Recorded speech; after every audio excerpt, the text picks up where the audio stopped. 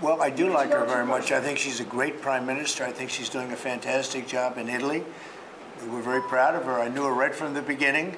I knew her as a very early prime minister, and I knew she had great talent. She's one of the real leaders of the world, and I'm very proud to be with her. I can't do better than that, right? Yes, that's fantastic. Okay, we can close the press conference. We should end the press conference. Yeah, please, go ahead. Prime Minister, how quickly can you raise your defense spending? Oh, well, Italy is the summit of the NATO announcing that it raised 2%. The summit of the NATO announcing that it raised 2% as was requested. So it's yes, and Is 2% enough? And then Europe. Is it enough, as Mr. you President? know, is, Do we need and more? then Europe, as you know, Europe, as you know, is committed to do more, is working on tools to allow and help the member states in increasing the defense spending. And we are convinced that everyone has to do more. Prime Minister, are you ready? Are the retaliatory tariffs that were passed before and then suspended still on the table? No, sorry, please repeat it. The retaliatory tariffs that the European Commission passed and then suspended, are they still on the table if you cannot make a deal with President Trump?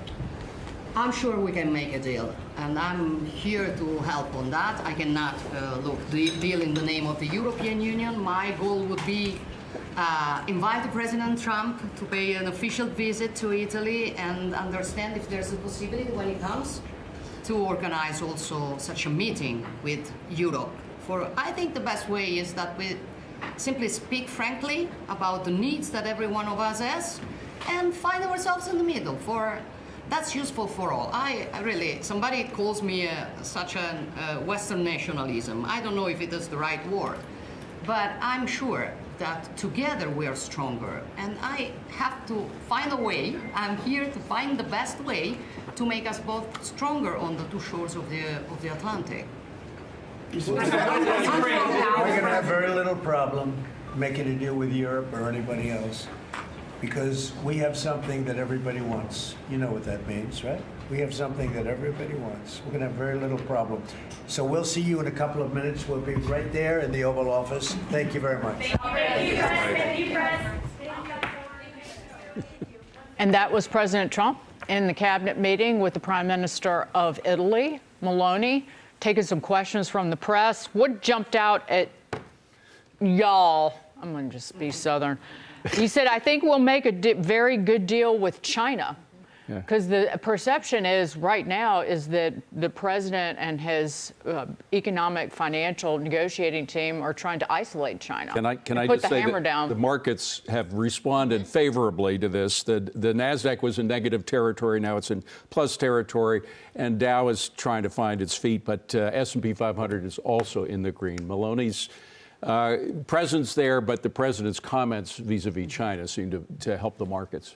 Something that stuck out for me is, you know, President Trump has been doing this from the get-go. He gives you a rare window into these meetings. He broadcasts his cabinet meetings for us. We all watched his conversation with President Zelensky. That, you know, it was on playback, but he gives us glimpses in. And so I think the American people think to a certain degree that they know what's going on, but he keeps some things behind closed doors, too. And I think the China negotiations are happening behind closed doors.